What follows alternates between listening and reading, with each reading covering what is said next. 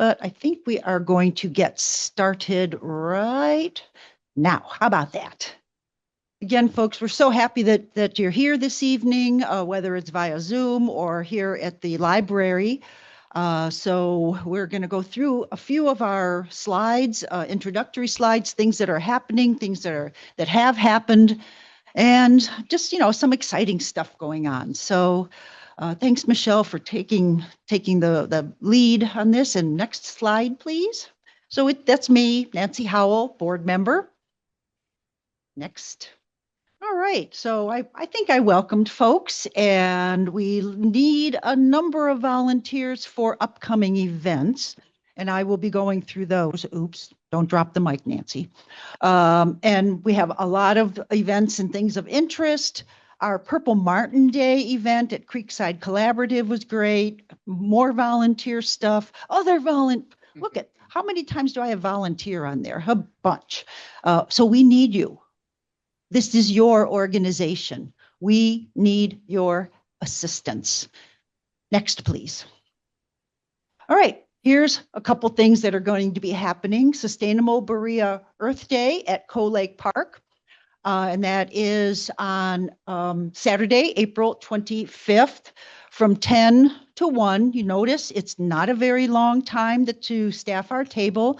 And if you look at the photo, our table will look similar to that. We have a display. We may have a little game. Certainly our information about our organization will be out. Now, the Sustainable Berea Earth Day is at Coe Lake Park, which is near the Berea Library.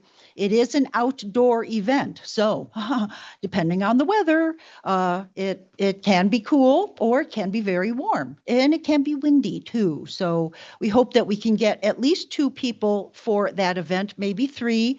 That gives you a little bit of opportunity to walk around, see other displays, and if you haven't been to that area, to enjoy the Coe Lake Park.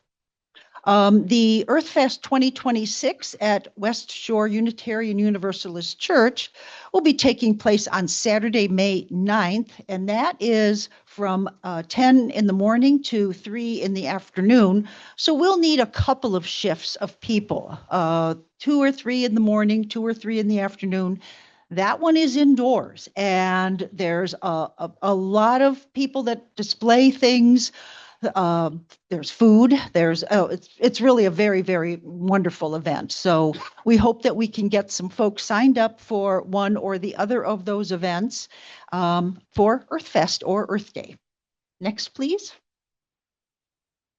I just wanted to bring to your notice that Audubon has a series going on YouTube, their YouTube channel, called Birds on the Move. Episode 1 is about the boreal forest, and you can, as noticed in the blue, watch the first episode to learn more about, and then subscribe to the Audubon YouTube channel. It's not our YouTube channel, it is the National Audubon. So do take a look. Maybe you want to look on Google and find out where this might be playing, or you might attach or find it and sign up to subscribe.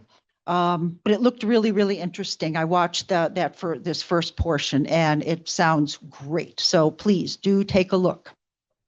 Next, please.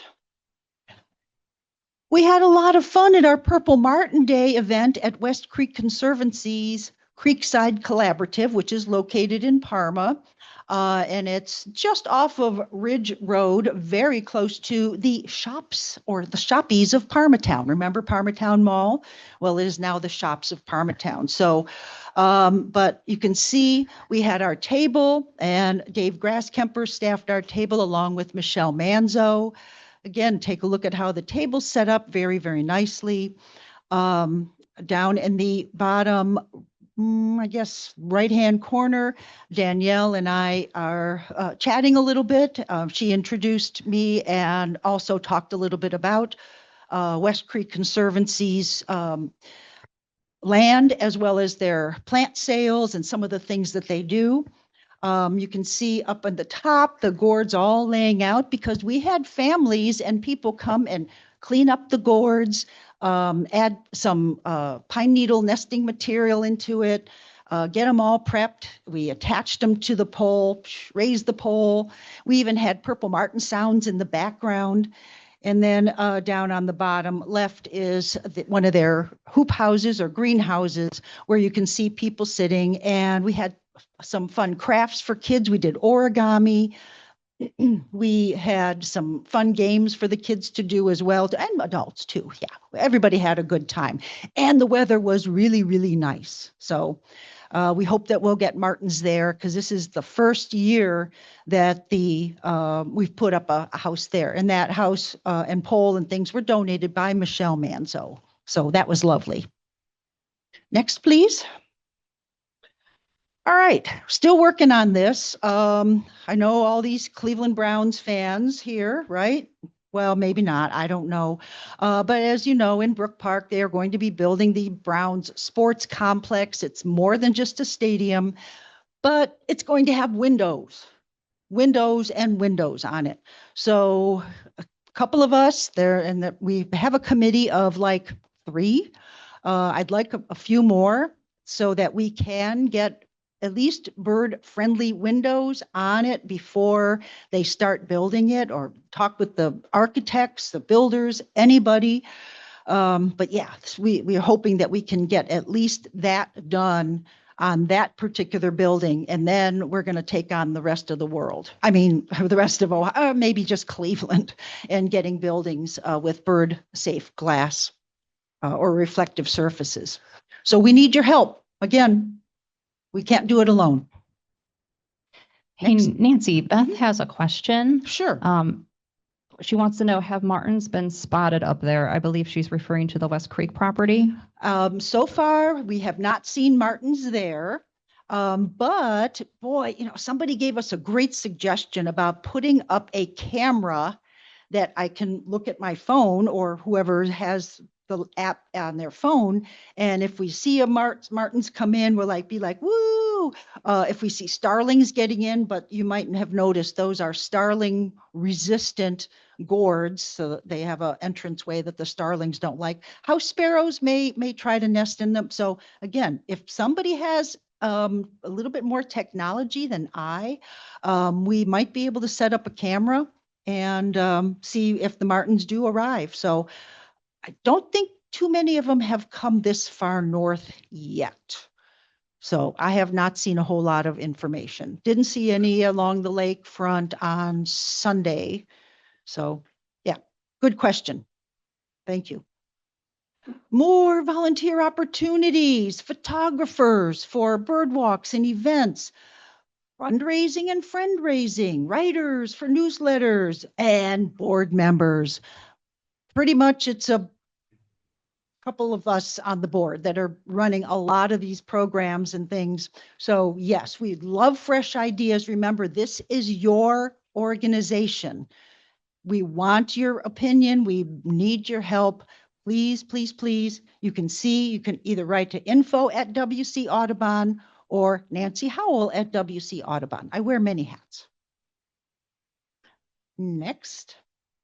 And of course, keep informed of what's happening with our electronic newsletter and become a member. Remember, this is your organization. Next, there we go. And Michelle Brocious, board member, Birdwalk coordinator. All right. Hey, everyone. Yep, my name is Michelle Brocious. I coordinate the bird walks, and I'm going to tell you a little bit about what we have coming up this month. All right, so we have the second Saturday bird walk coming up this Saturday. We meet at 9 a.m. at the Rocky River Nature Center parking lot, and then we take a few hours to walk the Nature Center trails. That walk is led by Bill Deininger, Dave Grasskemper, Ken Gober, and Al Rand. And in April, we're looking forward to seeing some of the spring migrants starting to come through. I'm looking forward to seeing Eastern Phoebe, brown thrasher maybe, and yellow-bellied sapsucker would be a good one too. So hope to see those birds this Saturday. And we have the 2026 Spring Bird Walk Series. The dates are Sundays, April 12th through May 17th, usually at 7:30 in the morning. The locations that our Audubon chapter hosts are at the Lake Isaac Waterfowl Sanctuary. That's led by Nancy Howell. And then also we do a walk at the Rocky River Nature Center. Bill Deininger and Dave Grasskemper, and I believe Ken Gober shows up too for that walk. And then we have a field trip to William J. Robertson Nature Preserve Saturday, April 18th at, is it 9 a.m. or was it 8 a.m.? I may have messed that up. Double check the website. And for some reason, I'm thinking it was 8 a.m.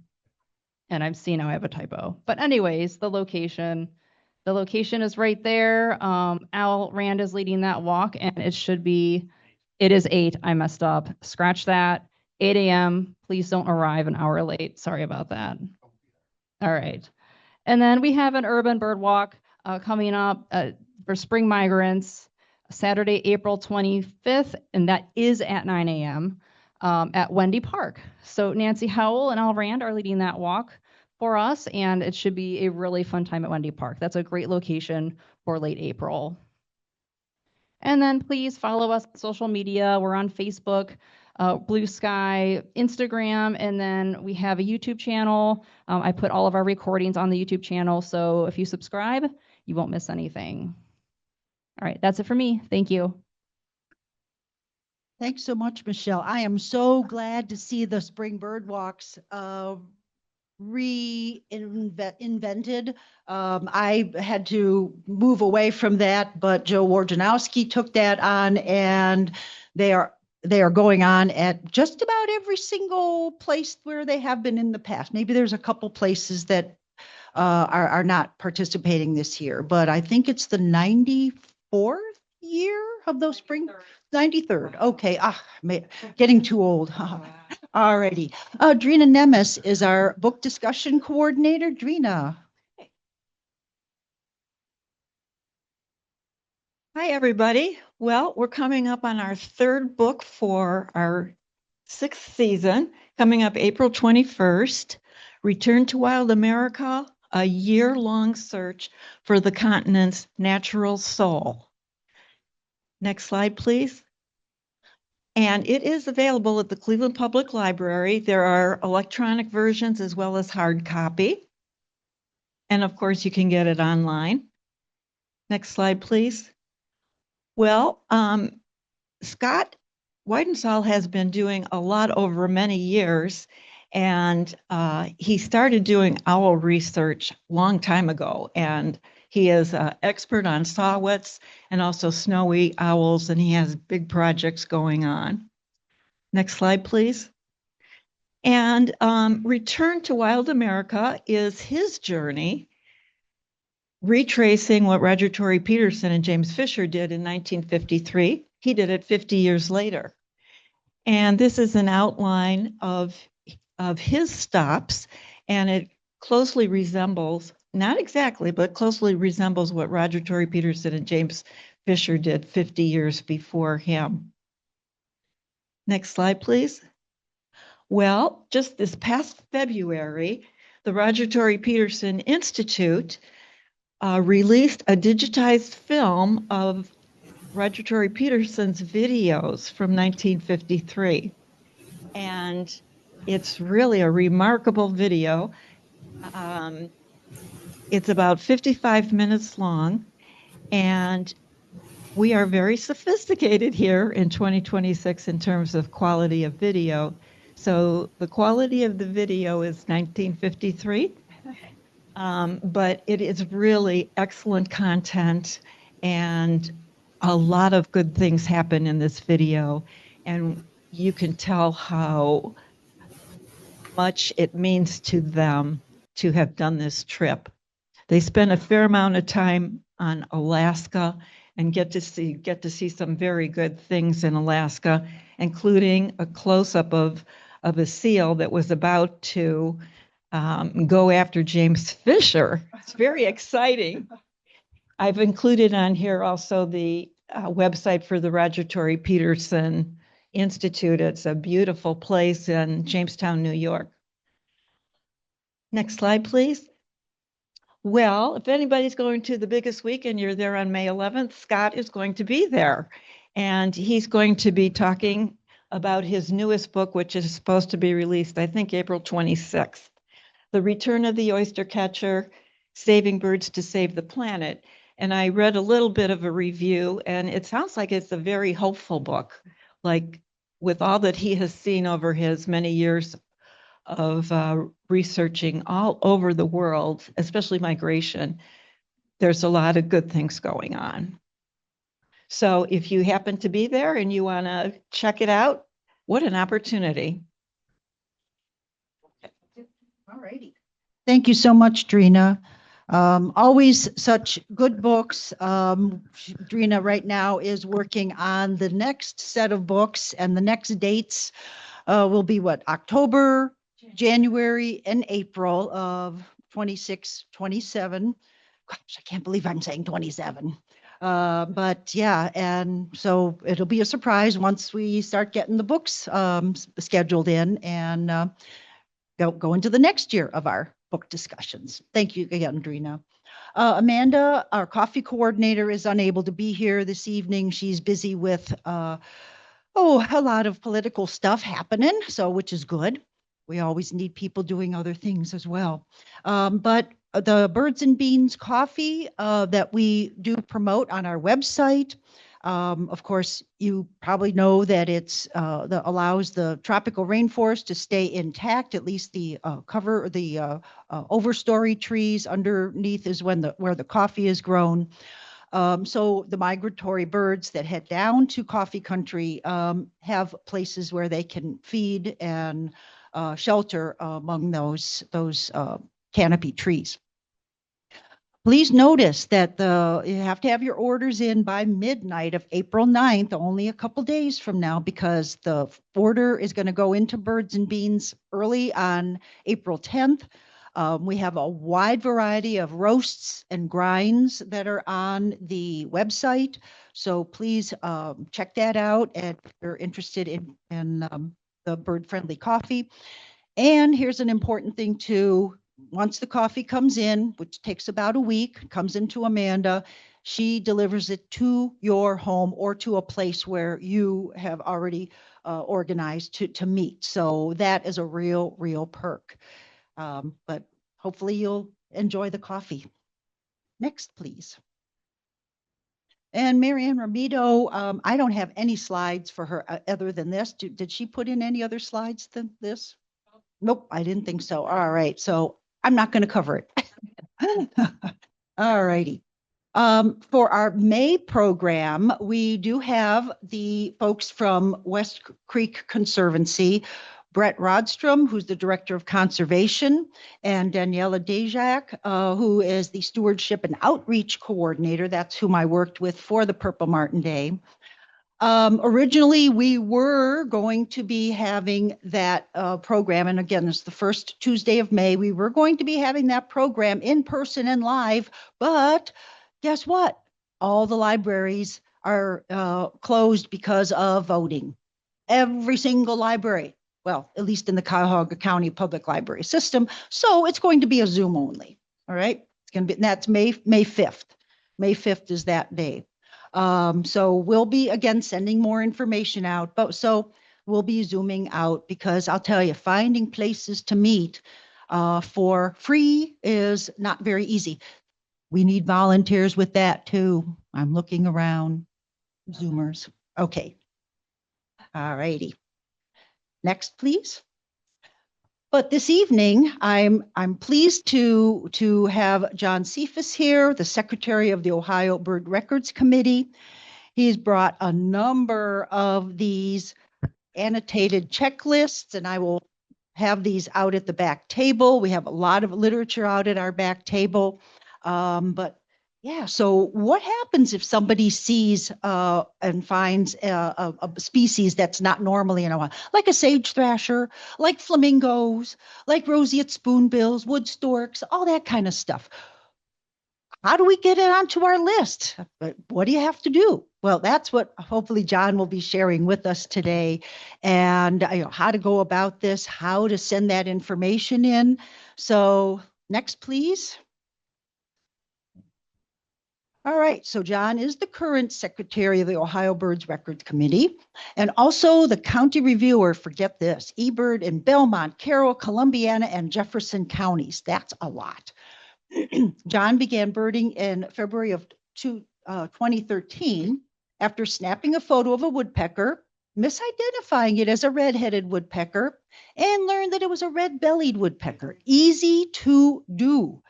The curiosity that ensued about what he did not know about birds turned into an obsession for several years, listing and chasing, chasing and listing. After seeing the movie The Big Year, John decided to do a Stark County Big Year, leading him to meet birders Ben Morrison and Kent Miller, who helped him grow his field skills and his own personal development. John and his birding buddies spent time in Noble County, a county that was very much underbirded at that time. John and his friends then decided that each year they'd choose a county located in the Bobolink area of Ohio, which is a 12-county area in east central Ohio. In 2025, they completed the last county, which was Knox. Each birder had personal goals of hitting 200 species in each county, and I guess they hit him. And because he did not have that number in homes, he spent that final year doing double duty, making trips to homes to hit that 200 mark, which was achieved toward the end of the year. John loves birding in the Leesville Lake area in Carroll County, where his grandparents have a cabin. His most recent species addition was a breeding plumage drake long-tailed duck, bringing his tally to 225 species. He also enjoys photographing and documenting odonata and butterflies in iNaturalist. Lately, he spends most of his time exploring parts of eastern Ohio. This year, he's been spending time in Jefferson County and continuing his Carroll County birding. So let's give a warm welcome to John Cefus, and we are going to pull up the lights.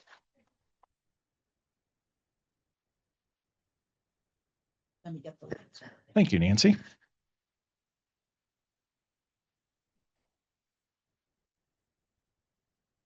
Speak into the microphone, right?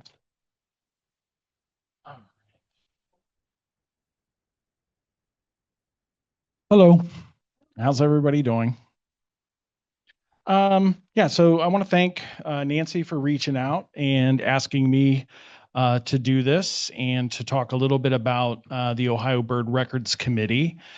And I just want to start by reading basically a couple of things. One specifically, this was actually written by Rob Harlan, who started the committee along with Ed Pierce in 1991, and I'll get into some of that information. But this is basically what we do, and this is something that's included in this checklist, which there's copies for everybody here, describing what it is. And so that is the Ohio Bird Records Committee, OBRC, exists to increase knowledge of Ohio's bird life by endorsing records of rarities, maintaining public archives of rare occurrences of birds in the state, and establishing the official list of Ohio bird species. The OBRC also undertakes efforts to help field observers recognize and document significant records and sponsors publications defining the status and distribution of all the state's records. And that's found in the Annotated Checklist of the Birds of Ohio.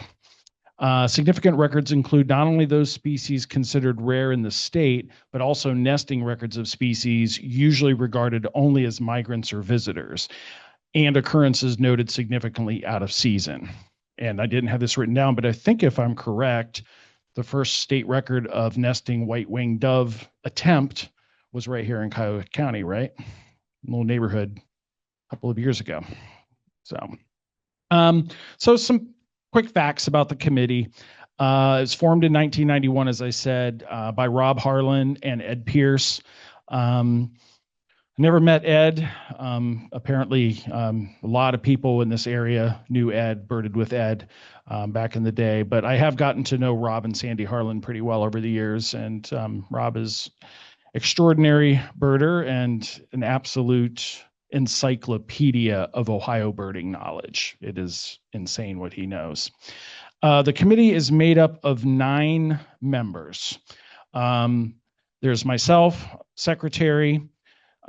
There's supposed to be a vice secretary. That happens and doesn't happen depending on who's willing to jump in. I like the look on Tim's face because he knows what it's like to be on a committee and get people to do things. But and the vice secretary's job is basically just to be there if something would happen to me, the secretary, or whoever the secretary is, to be able to slide in and take over to keep the thing moving. Records that we vote on are not discussed by committee members in the first round. And I'm going to talk a little bit about how we actually do the process. But so when I'm putting a list of records together, I have to gather the information that I'm going to share with the committee. I'll talk a little bit about how it used to be as well, but I have to get that list together, and then I have to vote before I even send those records out to the other committee members to cast their votes. So I can't talk with any committee members about what I'm going to do with that. They can't talk amongst each other in the first round. I can seek other people's input, but I can't talk to committee members. So basically, the way the committee used to work, and honestly, if I was secretary back then, I don't know if I could have done it.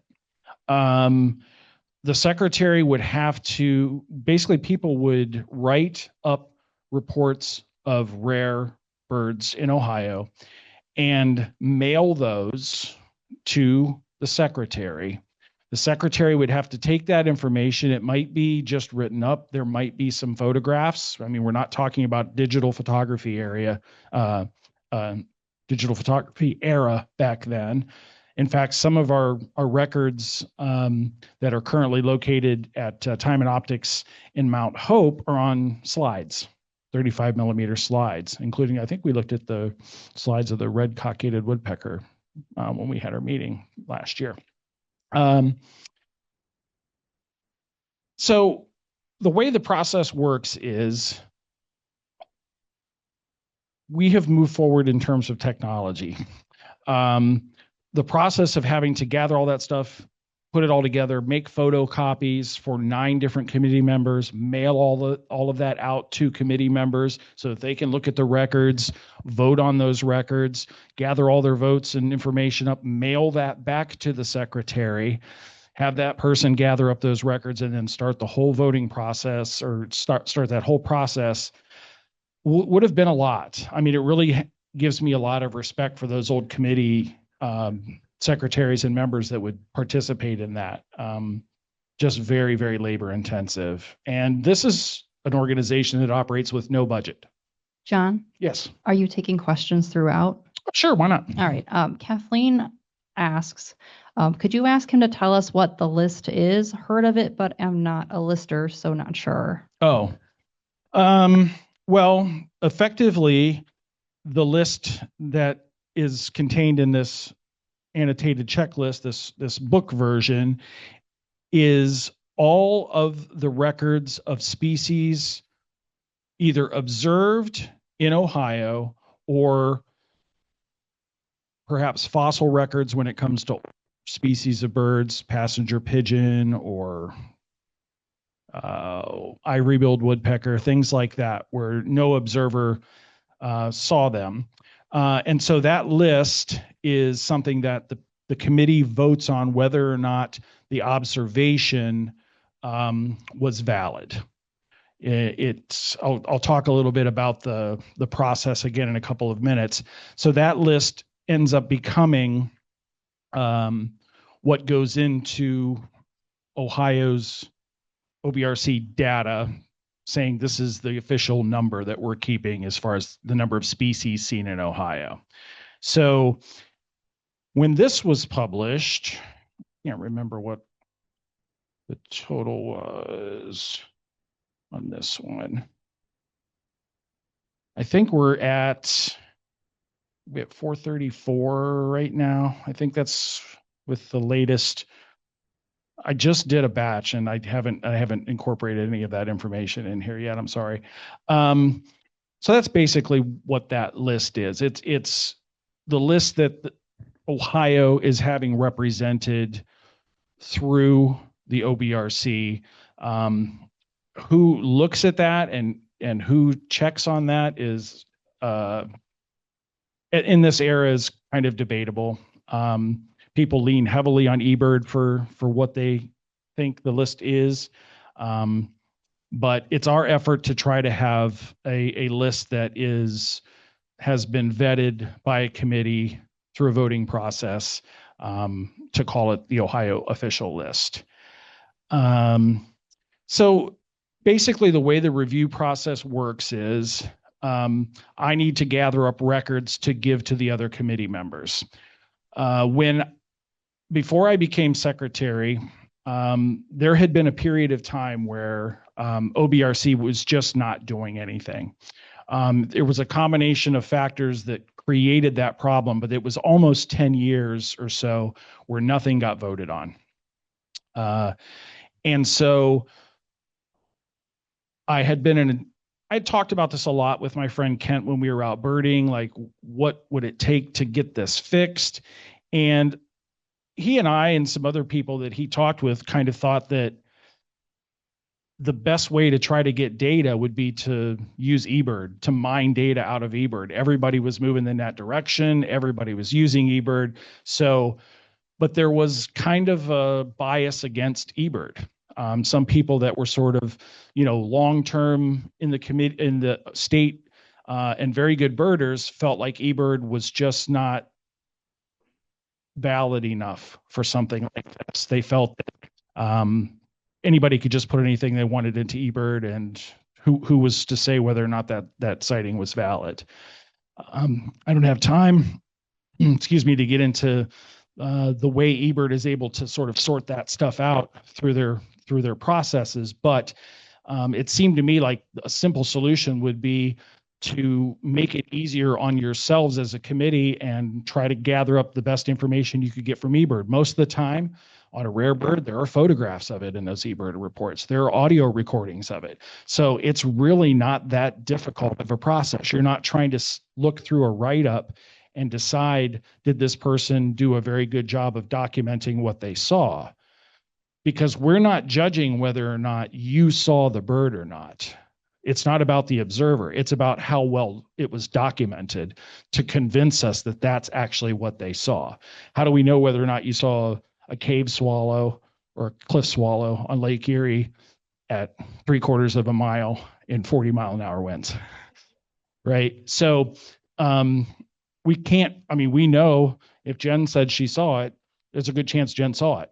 But whether or not that's good enough, we can't go by that, right? So we talked to somebody who was a secretary at the time, whether or not they were interested in taking that on in terms of eBird. They were not. So ultimately, that all kind of went away for a couple years, and then Rob Harlan reached out to me. I'm not sure why, but he reached out to me and asked if I would consider taking on the secretary role. And I said, I don't think I'm the guy for that. I'm not that good of a birder. I'm not a terrible birder, but I don't have extraordinary field skills. What I know is almost all Ohio centric. I've really not traveled that much. I've only gone out of state 2 times intentionally to bird other places, Texas and Florida. So I just felt like as a secretary, I needed a lot more information to be secretary, but it turns out that's not the job at all. You end up learning a lot being on it. But I asked Rob, can we do eBird?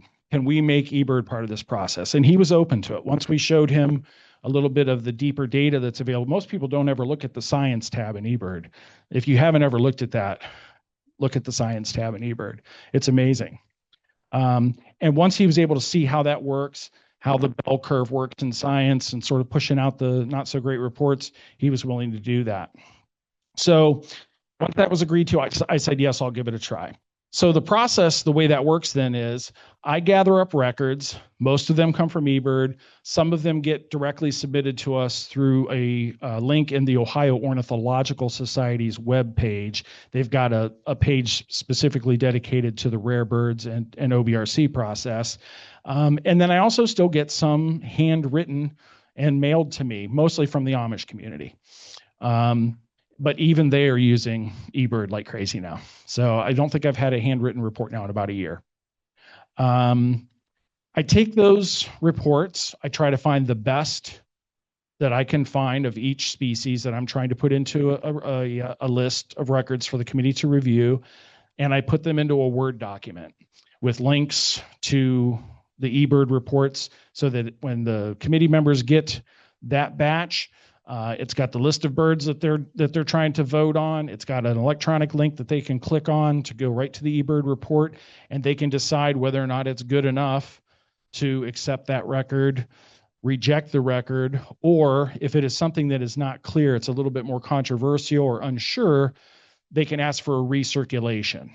And a recirculation sort of changes the whole process. At that point, when a record is in recirculation mode, the committee can start talking about it. We're allowed to communicate between each other and say, what do you think about this? What do you need to look at in order to decide if something is a black-legged kittiwake or a red-legged kittiwake? I don't know if anybody knows about that stuff that's been going on, but we've been looking at a kittiwake. That allows discussion. You can do up to several rounds of recirculation before a record ultimately doesn't get accepted. But I usually try to take those records and just move them forward to our annual meeting, which we have in October, which is an in-person meeting, and we can sit around a table. We rely, like Audubon, on a free space to be able to meet and talk about our records.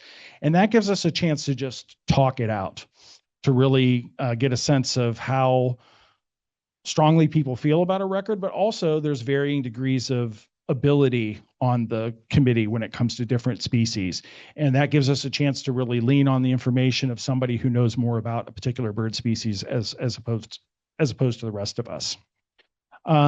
So the way it works currently is I send out that batch. I usually give a 2 or 3 week long deadline to get them back to me, which might not seem like a lot, but most of the records that we're looking at now are slam dunks insofar as they're very well documented. If it's not a case where it's very well documented, and even if there's good photos, kittiwake, you can't always, that's not always a definitive decision. And so it's the 2 to 3 week deadline generally works good for us. If it's something that's going to take longer, we're going to recirculate. We're going to talk about it through multiple rounds of voting and then ultimately at the annual meeting to try to get to a decision. After that period of 2 or 3 weeks is up, I get the votes sent back to me by the committee members. And in order to accept a record, it has to receive 8 or 9 votes. There's 9 people on the committee. So that just gives you an idea of what the threshold is to accept a record. 8 or 9 is the only way it gets accepted. Not accept votes is anything with 4 or less. So anything that gets 4 votes or less, that record is considered rejected. And then anything that gets 5, 6, or 7 accept votes is recirculated automatically. That way we come back and we can talk about it. Any record that is rejected or accepted can be reviewed again later if anybody in the public or in the committee feels like they want us to look at a record again. I've been kind of harassing my friend Ben Morrison for a very long time. He submitted a record of a raven that he had in Noble County in, I want to say it was maybe 1995 or something like that. It was quite a long time ago. Sent it into the committee, it got rejected. At that time, a raven in Ohio was a really big deal. Now they're nesting in all kinds of counties. We had our first confirmed nest of ravens last year in Stark County. So that, at least for a few years there, we would all head to Harrison County where they are, much, much easier to find. But anyway, we as a committee, we can look at any record. If somebody feels like, hey, there's this thing here, there's been new evidence, somebody found some photos or something like that that reopened, anybody can ask us to do that and we'll look at it. So I report the results after I tally up the votes. I report those back to the committee members, and I also carbon copy some interested parties. That includes Rob Harlan, who generally just, like I said, he's an encyclopedia of Ohio bird knowledge. So he takes all of that information and just keeps churning it into his repository. It's just anything I want to know about Ohio birds, he knows it. It's just scary. I also copy Ohio's eBird review team, because they may go back into eBird and not validate reports of a species that didn't get accepted. So that the Ohio eBird list looks as close as possible to the OBRC official list. And it's pretty good. I think there's only a couple records off where there things like ivory bill and stuff, there's no location. It was fossil records, so things like that are a little bit tricky, but the eBird record is pretty close. I also draft a written report to the Ohio Cardinal, which is a publication sponsored by the Ohio Ornithological Society. That information of what we do ends up in the Cardinal regularly. So if you're a member of OOS, you can get your PDF copy of that sent to you each month as part of your membership, and those reports are in there. They're pretty far behind. They've been behind for a while. Craig Caldwell did an extraordinary job of keeping up with that stuff and mining the data for many, many years. And it's just been harder for Ron to keep up with that. But we published the results there. We're working on trying to publish them in a different kind of way directly on the OOS website. I'm sort of talking to them right now about how to do that so that the stuff is more up to date for people to look at. Okay, so the official list of birds that have been accepted, the most up-to-date version of that is available on the Ohio Ornithological Society's website as well. If you go to the tab under rare birds and you scroll down, you'll see a link there for the official list of species in Ohio, and that will be the most up-to-date version.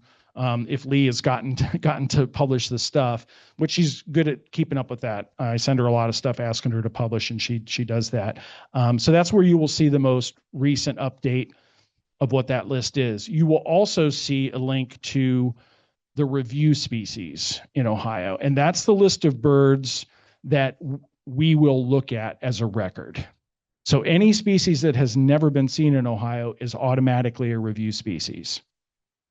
There's also a lot of rare birds that are review species that are seen every year in Ohio. And we can either remove those or put bird species back on depending on what kind of trends we're seeing. So a few years ago, we took off Brewer's blackbird, western meadowlark, because the reports were pretty high. It had easily met the threshold that we use to determine whether or not records are going to stay on the review list. But last year, we voted to put those two species back on. They're misidentified a lot, and there seems to actually be some decreasing reports of western meadowlark. So we have the power to do that. We're still trying to figure out what to do with Jaegers. That's a tough one. So the latest edition of the annotated checklist, which is back there on the table for you guys, was published. I think it's the 4th edition. I emailed Rob to ask to get confirmation on this, and he's in Florida right now and did not have access to all his records, but we think this is the 4th edition of a published checklist. This was published in 2022, so already it is out of date, right? We've seen a lot of rare birds since then. So something that I emailed to Nancy to be able to share with you guys, if I can find it here.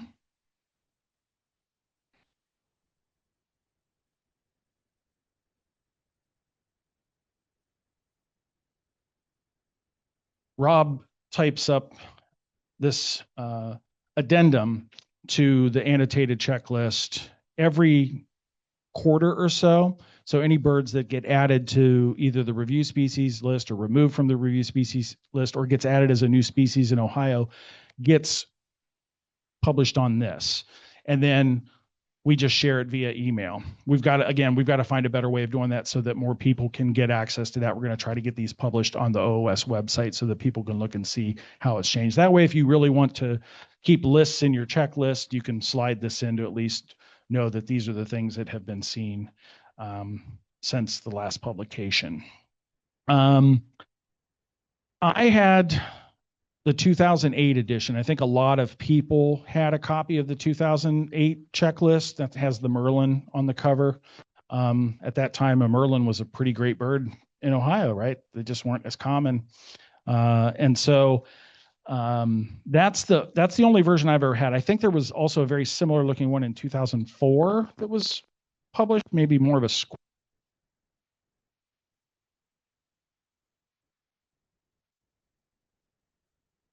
Yeah, must have ran out of battery. Yeah. Okay. Um,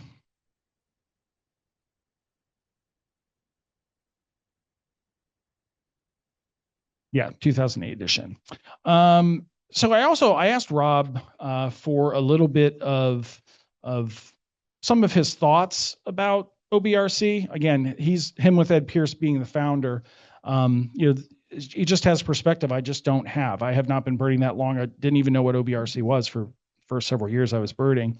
And one of the things that Rob said in his email, I think conveys why there's a need for what we do. He said, actually, I think it is cool that the committee has trundled on for 36 years now, mostly in the background, just doing its job. Like sports referees or umpires, the committee does a thankless job that helps keep the game, in quotes, moving. And again, like umpires, the committee is only noticed when someone strongly agrees or disagrees with a decision. Even in a case of disagreement, the committee's workings are transparent and publicly available. Combine transparency with a continuing changing cast of members, the committee is no old boy network. And I think he's very right about that. The threshold to accept records, the fact that when you come onto the committee, it's for a 3-year term. Once you've served your 3-year term, you have to go off for a year. The secretary is the only position that can just keep going indefinitely. I don't know how I feel about that. Once you're in this position, it's not easy to get out of it. And I'm not saying I'm looking to try to get out of it, but I am always thinking about what does that look like? Who wants to maybe step into the role of doing it? It's not that difficult, really, at the end of the day. When I first took this on,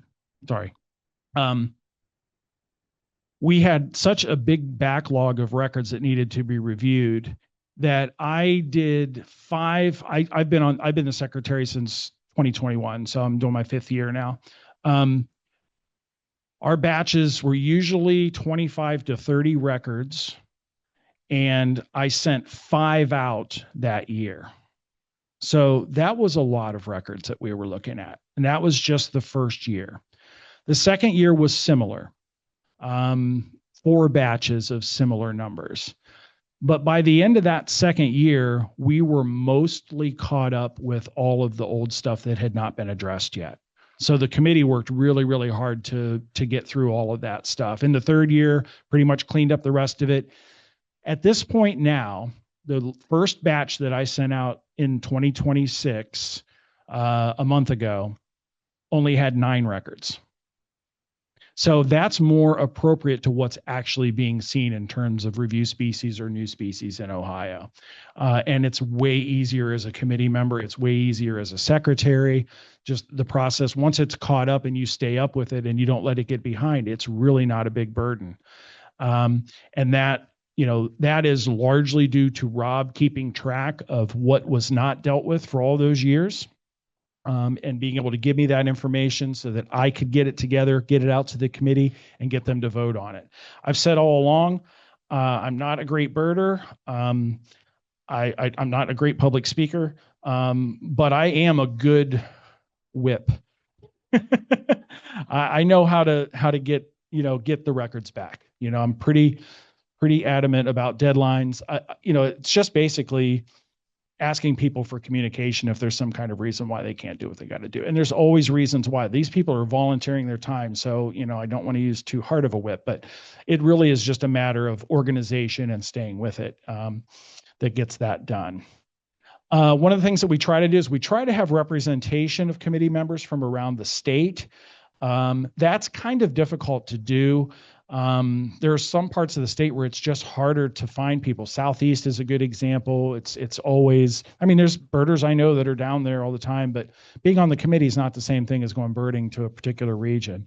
So, and we tend to have a little bit of problem in Southwest Ohio too, which is a little bit interesting considering the population of Cincinnati and areas like that. But no problem with Northeast. Plenty of great birders in Cuyahoga County and up this way. No problem in the Columbus area.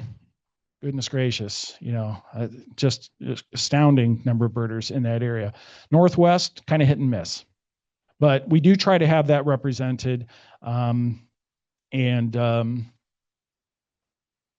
that it just, if for no other reason than to also help with people becoming aware of the committee. If you're birding with somebody who's involved in the committee, you'll learn more about it. You might think that there's value to it. Okay. What's my time situation here? I want to make sure I'm moving along. Okay. All right. So, yeah.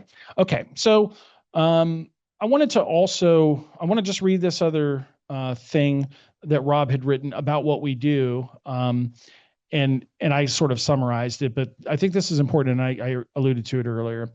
OBRC is not the bird police. We endorse records. We do not evaluate the observer. I'm thinking of a great example. We had a record of a western wood pewee that was probably valid.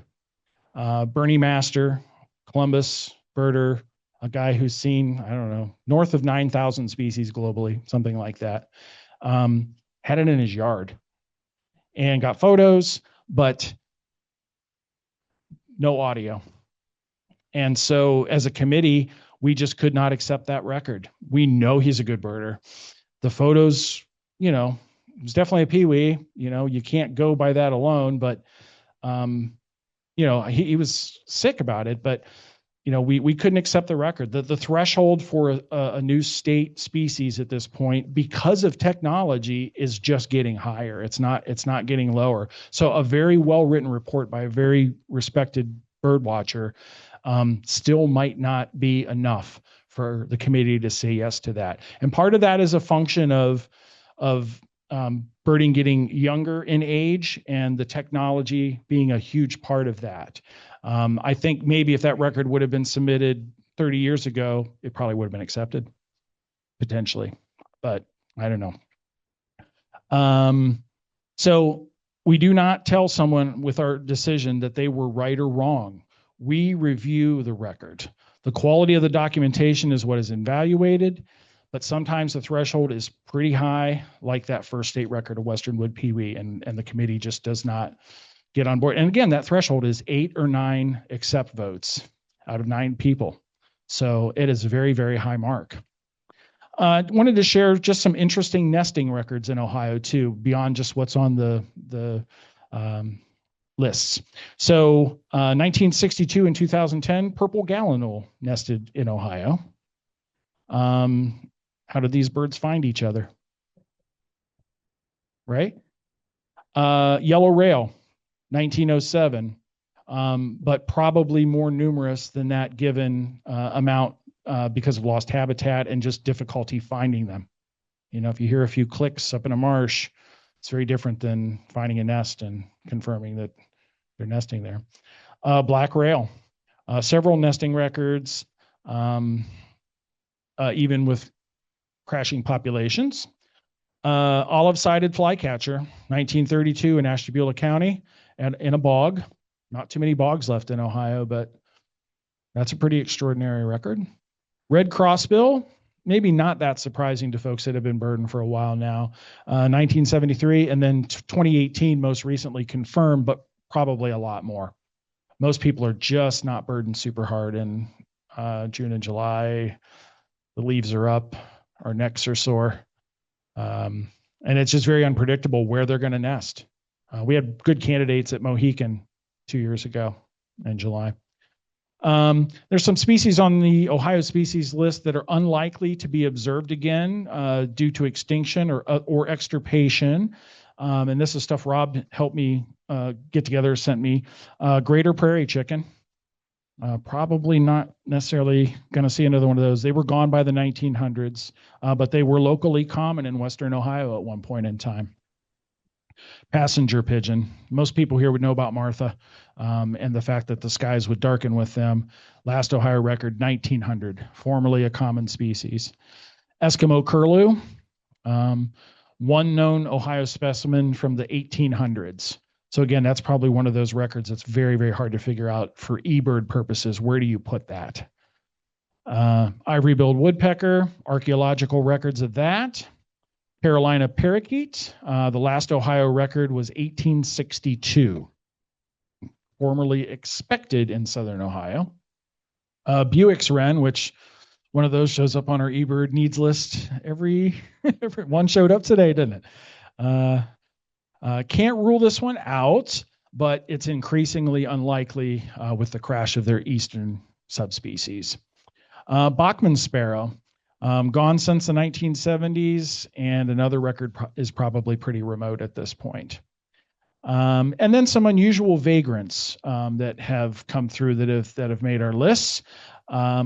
Smooth-billed Ani, Westlake, 1993. Did you see that? Anybody here? It was caught by a house cat. Oh, you couldn't have seen it. It was caught by a house cat.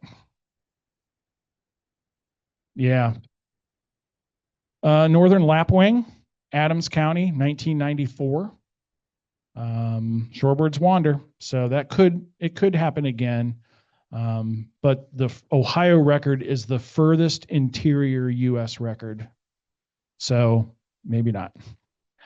Marsh sandpiper. Anybody twitch on that? Lorraine impoundment 2025. No one knew what they were seeing, just tricky. Eurasian woodcock, killed and eaten by a Cuyahoga County hunter in 1935. Several North American records exist from the 1800s. Atlantic puffin, immature at a Toledo driveway in 1980. Somebody found it in their driveway. The most inland of any U.S. record. You think somebody just picked up a puffin on a trip to Maine and brought it and left it in their driveway? Today, that seems more possible than back then, maybe. But large-billed tern, Mahoning County, 1954. It's a South American bird.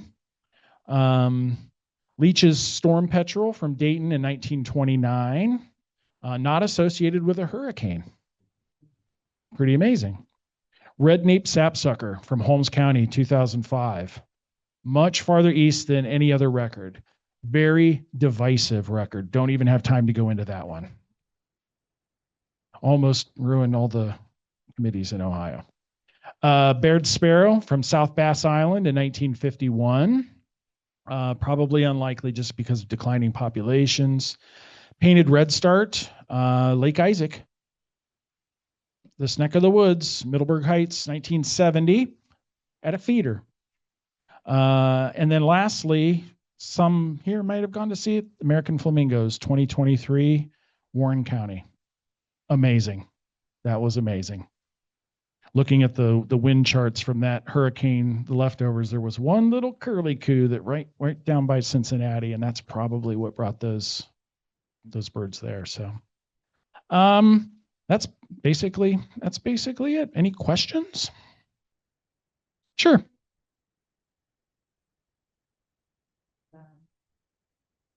When you say you require very good documentation, what do you mean by that? Is it a description? You must have a picture, you must have audio.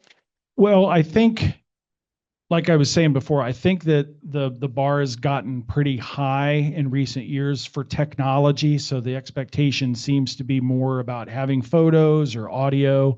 Some species you have to have audio at this point. Western wood peewee a good example. Western warbling vireo. We're just now working on a record. There was a Stark County record of a pretty good candidate from November, and It's just the threshold's high, and without an audio recording, it's almost impossible to separate them. So the trend has gone towards that, but we still look at written records that are very well written out, and it's just getting harder for that to be accepted. If it's a first state record of a bird, the threshold is extremely high. If it's a review species, a rare bird that's on our review species list, I think a well-documented written record actually has a very good chance of the committee accepting it. So you would be looking for color and size and. Yeah, pretty much the morphology of the bird, structure of the bird, those kinds of things. Yeah. Are there any questions on? If you have a question on Zoom, please put it in the chat and I will read it for you. You can attempt to come off mute and speak, but I'm not sure if I'm getting your audio. So I think he had a question, if we want to go in the room. Yeah, I just wanted to give the folks who are Zoomed.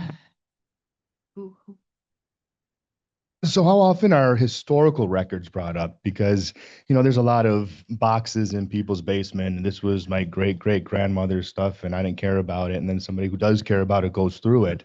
Mm-hmm. And there's some lists, from 150 or so years ago. Does any of that show up to make it into Not review? in the time that I've been secretary. I think, again, when you look at some of the older approaches to birding in Ohio, it was just a very different way of going about it, right? It was not unusual for people to shoot a bird and collect the specimen that way. And so I know that museum specimens have been used a lot by the committee to try to figure out whether or not photos or other written documentation seems to be consistent with whether or not they would want to vote to accept a record.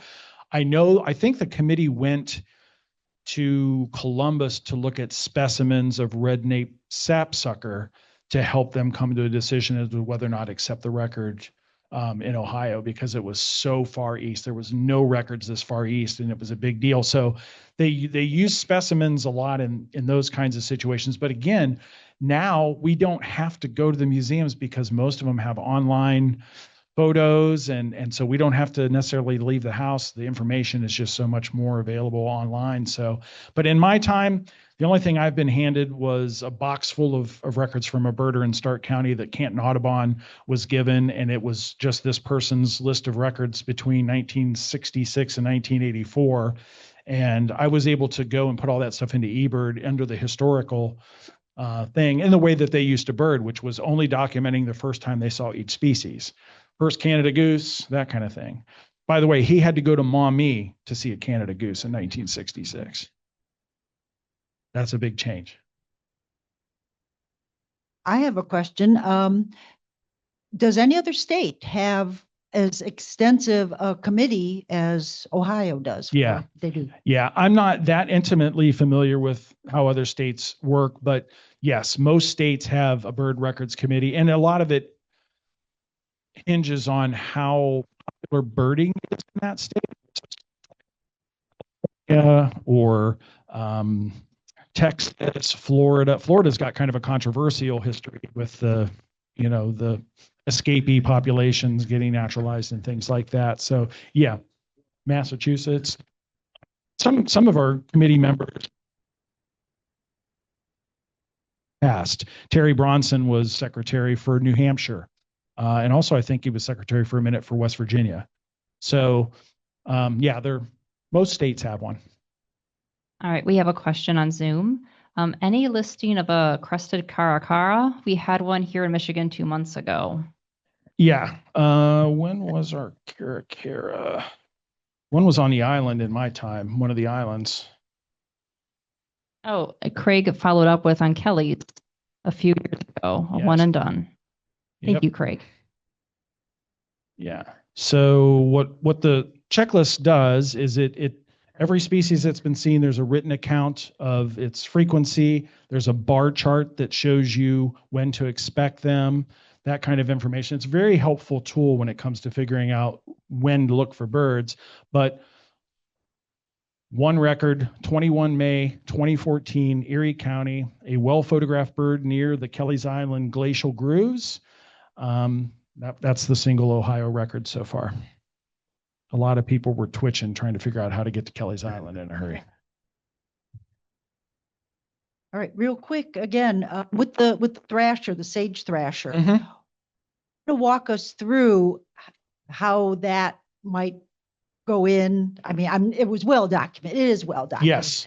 Yeah. So and that's an easy peasy. Yes, it'll be. I went and saw it Friday. I'm late to the party. I've not been chasing a lot of state birds recently, but that'll be in our next batch. That's in the second batch.